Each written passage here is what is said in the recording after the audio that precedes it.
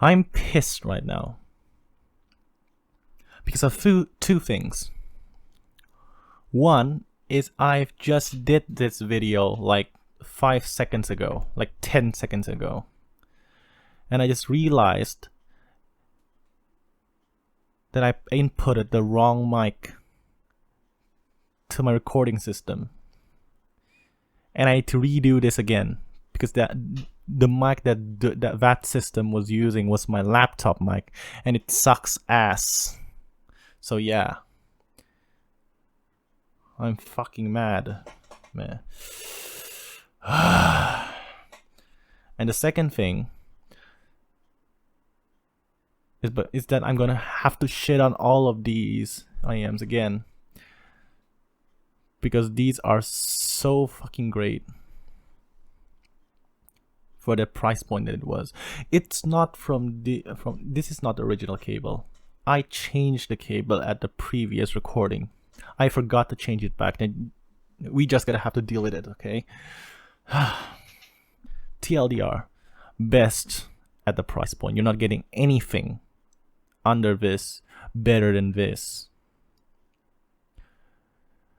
or anything under 150. I'll just put it at 150, which is more expensive than these. That's as an overall IEM better than these. You're not getting it. No, just no. In my opinion, because I love the tonality here. You might hate Harman. If you hate Harman, don't get this. Why are you watching this video? You're not getting these. These are fucking Harmans. Not so Harmans. These are a bit toned down Harmans, which is better to most people because Harmans have that a bit something at the upper mid range and scoop at the lower mid range, which sucks, to be honest. Yeah, but I love these. Okay, that's basically TLDR. I'm gonna say just buy them. If you have the extra cash laying around, you might want to spend $100 something on an IEM. Just go buy these. You won't regret them. And yeah, for the build, the IEM itself is very good. It's built very well. It's all metal. It's all, I don't know what kind of metal, probably stainless steel, I guess. It's pretty heavy. It has a bit of heft to them. The shape is very similar to the KX6S, which people said are built better because they're a bit heavier. I don't have the KX6S now right now, so I can't really like match the weight of them, like hit them together. I don't know. There are complaints about paint getting chipped here, but I haven't experienced those. There's also a problem with the filter. Yes, and this I've experienced. I've changed the filter here once before because they clogged with I don't know what, maybe the humidity like clogged the filter. I don't know how, or probably because of earwax buildup, but it doesn't even make sense. The filter just holds, but if you look at the filter, probably it's because of the humidity. I don't know what. Yeah, so I changed the filter. You actually get these kind of spare filters with the pliers or the tweezers here to actually physically pull off the filter here and place the newer ones, which is not that hard actually. The ear tips are standard Chi-Fi ear tips. Don't expect much from these. I usually use the Shure tape ear tips because they actually make good ear tips, or sometimes I use the Fender Shure Seals, which is also good. Yeah, or the Finals, which everyone loves, Final ear tips, and I do too. The cables though, here it is. Now here is the cables, here is the wire, okay? The wire is thin, it's insanely thin. It's also pretty jank if you look at it. It doesn't straighten up very well. You have that pins here that looks very cheap and very fragile. The cable looks fragile overall. These don't feel as good as these, and these are very cheap cables. These are about $15 cable. These don't feel good, and they tangle very easily. You'd expect them to tangle like a Blon cable, not as bad as Blon's. When I see Blon's cable, I go ha ha ha, but these are actually okay, but I don't like them, so not okay. So I just put these hibiscus cable, which looks better, a lot more premium, looks a lot more premium, and feels a lot more premium. It's more comfortable to wear, so why not? Okay, they do. I've heard that the Starfields have reverse polarity. If both of them has reverse polarity, then changing cable should not matter, because you won't hear the difference anyway. Most of you won't hear the difference. There'll always be that guy that said, I heard the difference between that and that. You can actually probably hear the difference with a very good setup for it, but for portable, $100 portable, probably not. It's like digital filters, okay? Some people might hear them, some people not. Sometimes I do, sometimes I don't. Yeah, take it however you want them to take. You can just use the stock cable. They are actually built very well, but they just don't feel very well, so I don't usually use them, because I usually use cable on how they feel, if that makes sense. Based on how they feel. Okay, for the sound, the bass here is actually very adequate. They have a very adequate amount of bass, a bit boosted, but it's a very welcome boosted, because when you wear an IEM, at the outdoors, at public places, or something like the train or anything anywhere else, there are going to be a lot of sounds from outside of your head, which is going to kill a bit of the bass from the music. The extra added bass here fixed that problem. The problem is, when you're listening this from a very proper, very quiet environment, you're gonna have a bit of boosted bass, but the boost in the bass is added very tastefully that I usually don't mind, and you would probably won't mind too, but I don't know. Maybe you hated bass, or you hated the slight bloat, or a slight boost, rather than bloat. Then you might consider that when purchasing this. The bass is very well resolving. They have good detail retrieval, very good micro detailing. They also have a good extension to the sub bass, reminiscing of the Harman tuning, where they are more sub bass focused, and also they have a very decent amount of kick and slam. Yeah, so the bass is actually pretty solid, which is good. The mids here, I don't have a lot of things to say about the mids. They sound good, they sound great. They don't shout as much as what you would expect on a Harman IEM. Usually shouts don't bother me, so yeah. If you're very sensitive to shout, if you're sensitive but you're not extremely sensitive, then these would be a very good choice. If you're very extremely sensitive to shout, probably the 10C2 Plus, that doesn't have enough shout to me. I have a bit less shout to my ears, actually, comparing to the Starfields.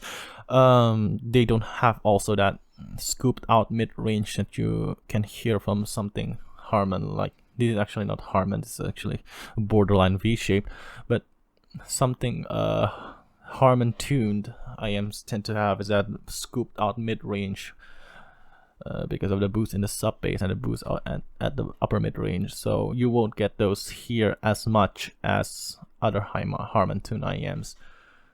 So yeah, if that thing bothered you, you're pretty safe here. And the treble is the most disappointing part here, because to me, I love treble. I love a bit more treble than neutral, and these just don't have them. I love a brighter tilt to the sound.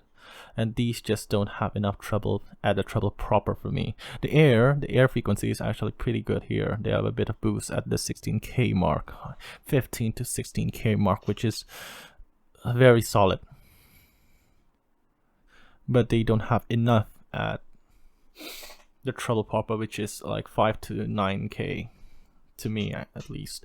Jason really loved treble here because he's very sensitive to treble. But to me, I would prefer a bit more power there. The resolution is also not as brilliant as the bass and the mids, which is okay, but the bass and the mids are just better. I guess you can put it that way. But these are actually still very good. Okay, the treble here is still very good. The tonality and timbre has great tonality, very neutral, very solid, very what do you call that? Inoffensive. Everything just sound right. The timbres, these also have a very dynamic driver timbre. If you're very sensitive to BA timbre or like electrostatic timbre, you would definitely not get here the coherency. This is only one dynamic driver. What the fuck are you thinking about coherency issues? Yeah, I don't have that timbral issues that you'd have with a lot of those hybrid IEMs or that multi BA or like BA IEMs in general. So this is actually very good here. The soundstage and imaging, these have about average to a bit higher than average soundstage, which is still very good because everything else is very good here. So having that average sound, which means having all those things good and still having a very fairly average widening soundstage is excellent. It's just excellent. The imaging is also very solid. They have better imaging than soundstage, in my opinion. They are more than average in comparison to the average IEM. They have better imaging than a lot of average IEM at this price point, to be exact. Which is also why these are very amazing unit. And the detail and resolution, I've mentioned them before, these are very good also, especially in the mid and bass, or the lower mids and the bass. The treble's resolution is not as solid as the mid-range resolution, at least to my ears. They don't.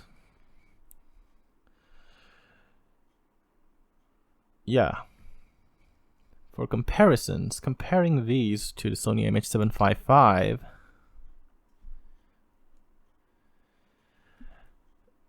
these are definitely not apple to apple. These are like $8 and these are like $100-something. But both of these are Harman, because these are like Harman on steroids, and these are like more laid back Harman. I'd much prefer the laid back Harman, of course.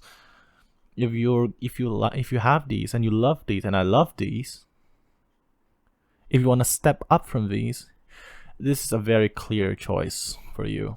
Like directly just step from here to here it's fucking obvious to me, actually. These have better technicalities, like all over the spectrum, all over the board, like than these would have. And these have better tuning than these, but still have that a bit emphasis on the upper mid range and the bass like these. If you like the sound of these, you won't be disappointed with these. I keep saying these wrong. If you don't watch the video, you're gonna get confused. But the MH755 and the Starfields are like sensei to student. I try my best to not be a weeb here. Not saying that I'm a weeb in real life. No, don't say I'm a weeb. I'm not fucking weeb. Or am I? That's the question. Comparing them to the Blonds, the only thing that the Blonds have that's better than the Starfields, and arguably better than Starfields, is the mid-range tonality, which is amazing. How I don't know how they did it. They probably just do things random and it turns out, oh my god, it's so good. Or actually they have like amazing research with the mid-range tonality, I don't know. But these do very good mid-range tonality than those. But that's it. Everything else, Starfields, resolution, soundstage, imaging, bass, everything Starfields. Just so I'll much recommend Starfields if you have the budget for these, because these are only like $30 and the Starfields are like 100 and 120. So yeah, the difference are pretty huge, but the difference in price is also pretty huge. Then this is the Shure tapes. If you're listening to something that you don't need to sound right, for example, you don't need, oh, I don't need this drum to sound as natural as they are, I don't need the vocals to sound as human as they are, I only hear EDMs, a lot of EDMs, and a lot of EDMs, and all of the other music that I'm listening are like heavily edited, like some of that Japanese EDM things. They have vocals, but a lot of their vocals are heavily edited. Shure tapes actually a very good choice. That is if you don't mind the brighter tilt to their sound. I actually modded my Shure tapes. It kills a bit of the, oh yeah, these have also killer shoutiness. I'm not very sensitive to shoutiness, but these are a bit too shouty for me, even for me. So yeah, this is a basically safer tuning, a bit more coherent, like miles apart from coherency. These have coherency issues like no tomorrow. This is a single dynamic driver, so you can't go wrong with coherency here. Actually modded these to kill off a bit of the treble and a bit of the upper mid-range. I'm gonna talk about that in the review of the Shure tapes later. So yeah, I'd still would recommend the Starfields far than I recommend the Shure tapes, because these are not for everyone, but most people would love the Starfields. The BGP PDM6, this is definitely not an apple-to-apple comparison. This is like about twice as expensive as that, but I'd still recommend these better, more than those. These have that kind of the DM6 have a bit more timbral issue here, but a bit more mistakes. They sometimes sound not as neutral as it can be. They are a bit more fun sounding, definitely, but their vocals, the vocal is what kills me from liking these as much as I should have, because they sound extremely veiled. They sound more veiled than the Andromedas. Not like the Andromedas are veiled at all, but they don't have the adequate Pina gain to me. Then these have less than Andromedas. That's why it's a no-no, in my opinion. Detail retrieval is actually better on the DM6. Probably it's a full BA versus dynamic driver, but the EX1000 is very resolving and it's only have one huge ass dynamic driver. So, but still, this has better resolution. A bit wider soundstage on the Starfields, but a taller representation of the music on the DM6. These are the only sub $200 if I've heard that can replicate the tallness of sound of the Andromedas. Not a lot of IEMs could do them, but these can. They don't replicate them like perfectly, of course, but they got very close, and that's very good. The Starfields, however, feel a bit wider with equally good imaging, a slight advantage to this DM6. But I'd still recommend these, even at the same price. I would still recommend the Starfields because of they're more neutral and they're favorable to the public eye, at least. Tonality, because tonality is pretty subjective. So yeah, I would love to use the Starfields more than I love to use the DM6, but both are actually great as an standalone unit. So yeah, that's it for my review. Don't forget to watch Jason's video. He is a bit different from me. He likes a bit more bass than me. He likes a little bit less treble than me. And yeah. See you later. Godspeed.